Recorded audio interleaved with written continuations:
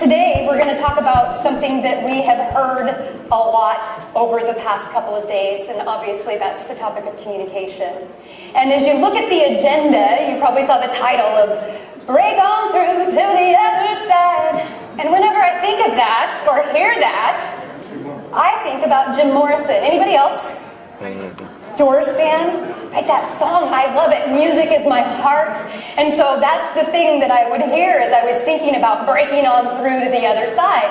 And so I started to think about Jim Morrison, right, the lead singer. And, you know, he died, I think, at 27? He's been gone a really long time. But people today, millennials, even probably Gen Z, they know who he is. They know the music. They know the man. Why? I want you to consider that for a second. And if you know anything about Jim Morrison, I don't know a whole lot, but what I know is that he did what he wanted to do, and there was no apologizing. He knew what he stood for, and he went out and he did it. And he didn't just do it, he rocked the stage with the swagger. He did it with his own language. He did it in a way that was just fun for people. Some people criticized, and at the end of the day, he's still here. It's a legendary brand. And I would say to you that all legendary brands get imitated, not slayed. Right? And so you can just look at Jim Morrison. They even made a movie, Val Kilmer. He did pretty good looking like Jim Morrison. But then even Harry Potter likes to get in on the game. Right? And so, you know, this whole idea of, are we in this fight? Are we going to get slayed? It was like, you know what? Legends don't even care. They just stand up and own the space. Right? And I think that this right here tells us that we're legendary because this is being imitated, right? It's saying, oh, the burger. It's a different kind. We're going to imitate it in our own way. No. Right? Why is this happening? Well, there's lots of reasons, and we've gone over it lots of different times, all the misinformation. But I think that Netflix Nation is making a big impact on today, on our consumers. Would anybody agree? What do you find when you go to Netflix, besides sitcoms and all of these good series? What's this other category of things that live on Netflix? Documentaries, right? So I can go there and I can see all of the things. We know there's Cowspiracy, we know there's Food Inc., and there's so many more. And people are just there sitting on the couch saying, ooh, tell me more. I'm interested in food? Awesome. This is going to give me information that I need. Right? And then we get the fun stuff like Consumer Reports or whatever report you might want to say that you see in the headline today that are just, you know, constantly giving us these messages that are saying, oh, what are we going to do? We've got to fight. We've got to respond to all of this stuff. And today, I hope that we can consider the fact that we can feel confident dominating and not competing. Because I believe, and I think that all of you in this room believe, that beef is a legendary brand. We are legendary. The people are legendary. The countries that beef comes from are legendaries. Our stories are amazing. And so I don't want to compete. That doesn't even need to be in our language. We're here to dominate, period. And so how do we do that? Doesn't matter who I talk to in communication and agriculture, everybody tells me, Sarah, what are we going to do to break on through? What's the magic? We are sick of living in the echo chamber. And I say, I hear ya, me too. Right? How do we move beyond the supply chain? How do we make an impact? How do we show all the stuff that we're doing that makes an impact? Right? How do we show all the amazing things that are happening with our pilot projects? Can you imagine if people outside of this room knew the stuff that you've already heard in the past couple of days? That ripple effect, how amazing would that be? Right? So ultimately, how do we drive engagement with ourselves? And then with that consumer who's sitting on the couch or sitting in front of their laptop or have their phone in their hand getting this information. Right? So industry has been really, really wise to say, well, go and tell your story. Right? We need to. And we talked at the very beginning to say, well, we've got to move past that. Right? Because telling story to me is doing what? I'm going to tell. Right? And instead of tell, what was the thing that Nicole said we need to? Instead of educate, we need to... What's the other E word? Yeah, you're a winner. I'm going to give you the gold star when we're done. But we say go tell your story. Now we're saying, well, we need to engage in a story. But it's really funny what happens. People show up and they say, cool, I want to go tell my story. And then they go and tell the story, and then what happens? Boom! Do you use antibiotics? Boom! Do you believe in animal murder? Boom! Like whatever the question is, they show up, and then, oh my gosh, they get punched in the face. And this is actually one of my husband's best friend, Donald Cerrone. And when he steps into the ring in the UFC to win, it's winning. Period. Right? I'm going to take that punch in the face, no matter what the conversation is, because it's what I believe in. It's what I know we need, no matter if it might be hard. Right? And we all know this. Right? You're like, Sarah, yeah, I get it. Right? I get this question a lot. Do you raise the good beef? Like, I don't know what that means. Because what we're dealing with is just a bunch of emotion. Right? And we always say exciting things like, oh, you got to share this cool research and this science and the reason that we do the things. And I agree. I so agree we have to share it.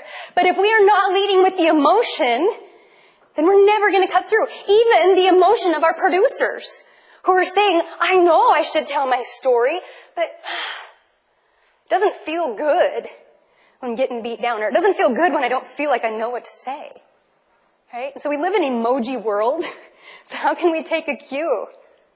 Right? And say, how do I always remember that emotion is going to come first? And my emotion, when I win, is an emotion of confidence. Right? It's an emotion of, I know where I came from. I've got a solid foundation in which I stand. And I see that path of where I'm headed, and nothing is going to deter me. But I see this happening a lot.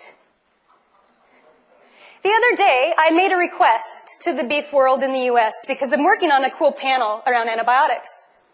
And it was really curious to me because I need some young, bright people, and I made this post.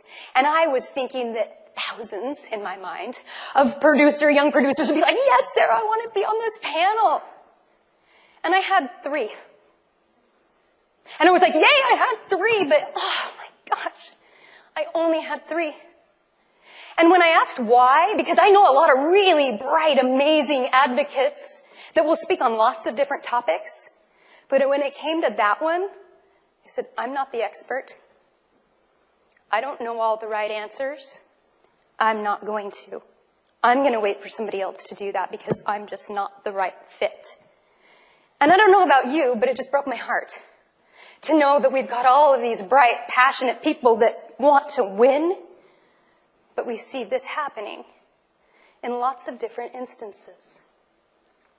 So in our preparation, I called all sorts of people. We have a communications council as a part of GRSB. So I called all of our members and I said, what are the things that we're doing as communicators that are not letting us break on through to the other side? What are the things that we're doing, in fact, that are stupid? And these are some of the things that they told me. So I wanted to take a moment to share with you. They said that the thing that we're doing that's really stupid is thinking that perfection is the standard. That there is only this way to do it, and this is the perfect way, and nothing else will do, and if I'm not perfect, it's just not good enough. And we all know that nobody's perfect. But still, this is the standard. We're like, oh, if I can't do that, then I won't. So we've got to stop doing that, right? Progress versus perfection.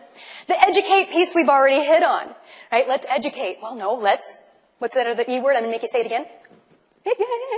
Right? What do you guys think about this next one? One of the things that I hear over and over and over about the value of a roundtable is the pre-competitive nature. Right? We love that we can come here, knowing that we probably compete in some way, shape, or form in the market, knowing we can be here. How cool would it be if we could look at that in marketing too? Just a thought. And this bottom one, this shocked me.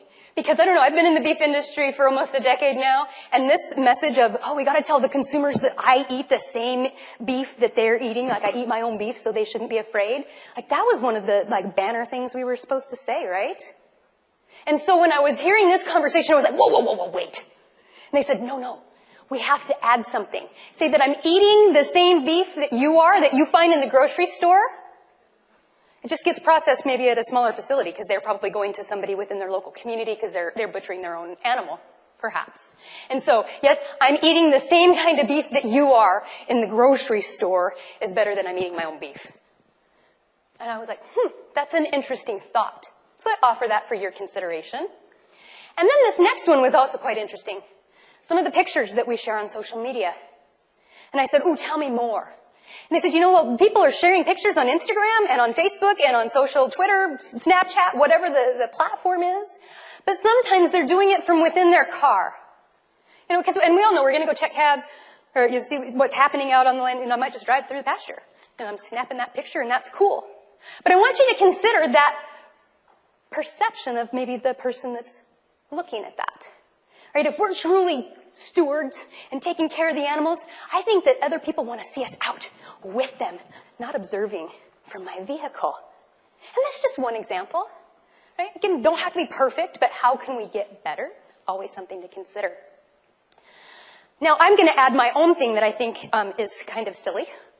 And I don't know if you saw this, but Laura is a Hollywood actress. Orange is the New Black is one of her shows, that 70s show. And in September, she made a post that had nothing to do with beef, but it was still agriculture related.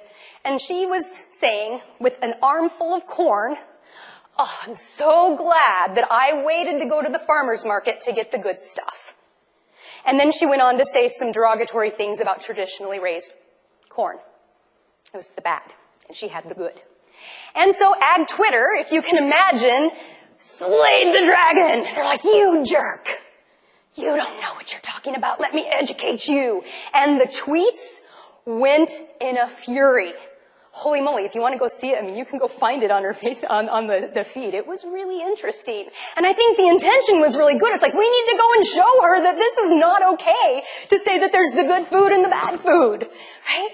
But what happened is that then there was this, gosh, you guys are mean and nasty. You guys aren't coming in this air of understanding and engagement. It was really in the, I just want to show you how much of an idiot you are. And I'm not saying everybody did that, but this was just one example of where sometimes we show up and in our effort to want to do good, it made us look really reactive and really quite ornery, mean. And so, what are we doing? Right? There's lots of opportunity to break on through. And so, I'm going to show you a couple of more boxes about some of the key messages, and there's nothing on here that's going to make you go, oh, that's new. But the first one I think is the most important, and you heard Debbie Lyons-Blythe this morning say this. She did it in the most beautiful fashion where she said, you know what? What we need people to know is that we care. And that comes back to the emotion piece, right? I care. Where's the common value, the common interest that we have? If we can start from that, everything else becomes really, really simple, right? And then there's the reach out. There's too many risks of silence. I had somebody the other day said, why should we even be on social media? It just seems like there's so much information that's bad. We're just going to get lost. I'm like, but what's the risk of not being there? That would be the worst thing if we decided, we're just going to opt out of that because we don't like it. No, we have got to be there. Just look at all of the things that happen on social, right? Customer comfort.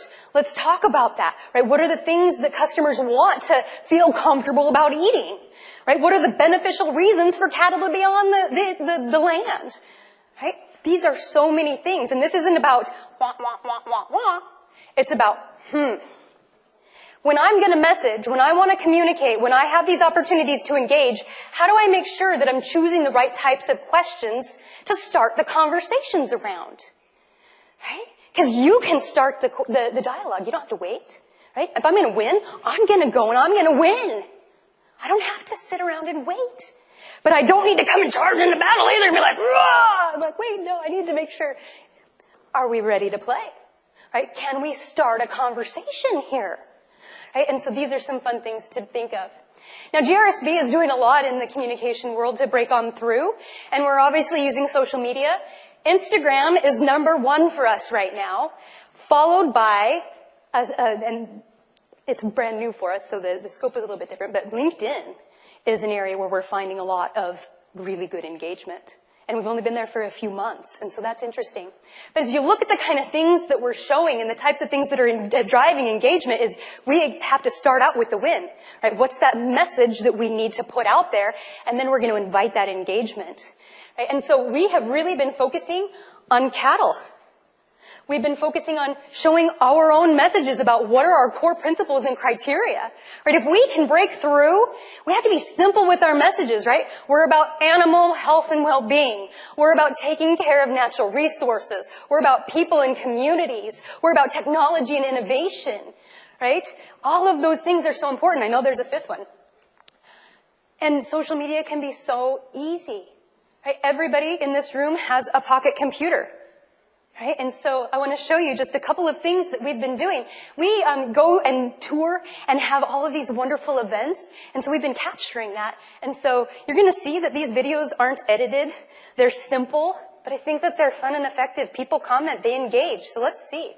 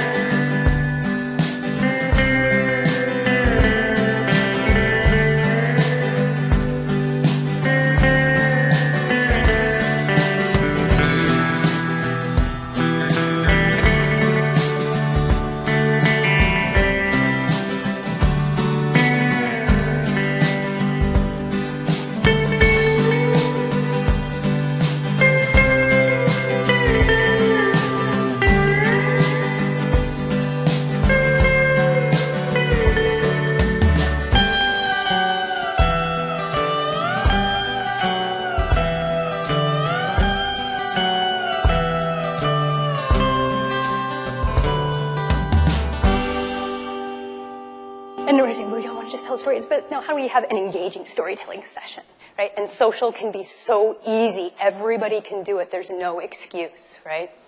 And so, again, just a couple of examples of the things that are really performing well. We love to show the people, right? Who are the people doing the work? Can we show your faces? Your cows are amazing, but who are you? How do we show that story of the land and how we are preserving habitats for wildlife? How do we show the variation around the globe or around the region of production, the types of cattle, the things that we're doing? And again, going back to those core themes. Who are we? Why do we exist? Why does this matter? Now, I want to show you a quick example of a cowboy, a cattleman from Florida. This is Alex Johns, and if you are on Instagram, start following him immediately. He is Cow Aggie, and right now he's the president of the Florida Cattlemen's Association. And he decided to make this year the year that he really promotes #ShowYourPassion. And so he showed up and proactively started showing these stories around the passion point, that care point, the why does this matter, why do I love, the heart piece, the emotion pieces, right? And he's been regularly showing up with consistency. Some days he's riding horses, sometimes they're shipping cattle, sometimes he's driving to a cattleman's meeting. I mean, it's a real nice mix. Sometimes he's hanging out with his wife. Right? And so he's being really proactive. And the cool thing is that people are following his lead. And so these are just a couple of examples of people who are saying, ooh, I want to show my passion too. And so you can see they're using the hashtag. And if you look at the engagement over here, this one's got 43 likes and 55 likes. People are liking this stuff. Right? So show your passion. Now, social media can also be great for your events. Right? And all of you are going to lots of events. Would you agree? How many of you in this room are communicators? Every person that has their hand down is wrong. And I'm serious. Right? Each one of you has this opportunity to show your passion around what you do. And on your app, we've given you a tool that you can use to give yourself a really easy way to show your passion. So this just gives you tips if you're going to events on how to use social effectively. So there's lots of other things that we're doing. We've got social that's always going to be there. We also are working on face-to-face engagement. And we did a communicator summit in Denver last fall where we had over 70 people from 6 different countries that came to want to speak about communication. We did a tour. We did all sorts of engagement. We had Dr. Frank Mitloehner who came to the table and really, I think, wowed everybody. If you are not following Dr. Mitloehner on Twitter, all of a sudden he has just shown up with a fury, doing amazing things. Go share his content. But it was really cool to see the engagement. This was a workshop where everybody worked together. And on your app, you're also going to see that there is a key takeaways document. And on that document, you're going to see all of the big ahas. And these are the things we have to do if we want to break on through to the other side. It's about that shared value. It's about knowing who you're talking to. Are you talking to producers? Or are you talking to consumers? Are you talking to moms? Or are you talking to doctors? Right? There's always opportunity to hone in on who it is that your audience is. What's the end in mind? Are you measuring it? Are you partnering with people? Are you asking good questions? Right? Sometimes we talk to producers and say, are you sustainable? And they're like, what? But you say, do you have a grazing management plan like Debbie spoke of this morning? They're like, well, heck yes. Boom, right there. So Rory is standing there giving me the look, and I'm the time master, and so I should probably be laughing here, but I'm going to take just about 30 more seconds. Is that cool, Rory? All right. So I want you to consider your takeaway is how do I move with an inside-out approach? How do I figure out what I can do, mindset, action, whatever it is, to really make a difference? And it can be as simple as language. How do I choose the best language that's going to let me connect, find that common value? And people, I'll tell you what, you probably saw, the name of our panel, Cow Burps, Gases, and Grass. And I got a lot of flack for that suggestion, FYI. I got people saying, we cannot talk about cow burps. We have to call it enteric emissions. I'm like, well, my friends are not talking about enteric emissions. Now, if we're talking science and issues that way, sure, use the language. But if we are going to connect, use my language, not your fancy stuff that I don't understand. Go to where the people are. The U.S. Roundtable, I was talking with them about their communication strategies for the coming year, and they said, we're going to go and talk to producers. We're not going to just say, come to us. We're going to go out and get to where they are. GTPS is doing some great work like that. Develop some producer tools. This is an example of a brand new piece that was developed to help producers know what to say. When I talked to Alex earlier and said, hey, what do we need for producers to feel better? He said, give them some one-sheets. Give them some facts. Make it simple for them. And then don't say no to opportunities to engage. And this is just one example. Dr. Frank Mitloehner came to our session. Right? We had a communicator there who is involved with RFD TV and making some really cool new stuff. And they had a session called Pork Chops and Applesauce. And you probably recognize this guy if you ever watched The Brady Bunch. He's the host. And so they interviewed Frank, and they were able to talk about emissions, get into the language of the consumer that doesn't get it. Right? Same thing, we've got people who are engaging with us who never have before, and I'll talk more about these things in our communicators workshop tomorrow. So the last question I'll leave with you is that sometimes we think that things are communications issues that aren't. We say, how do we break through? How do we break through? How do we break through? Well, oftentimes we need to break through with ourselves, our own patterns of leadership, our own fears, right? Sometimes they're like, Sarah, be edgy with the messages. I'm like, okay, cool. That means that leadership has to be okay with being edgy. So with that, tomorrow, we're going to talk about storytelling in a way that has good energy and engagement. So if you haven't already signed up for the workshop, there's still time. You can come. And let's win, folks. It's time.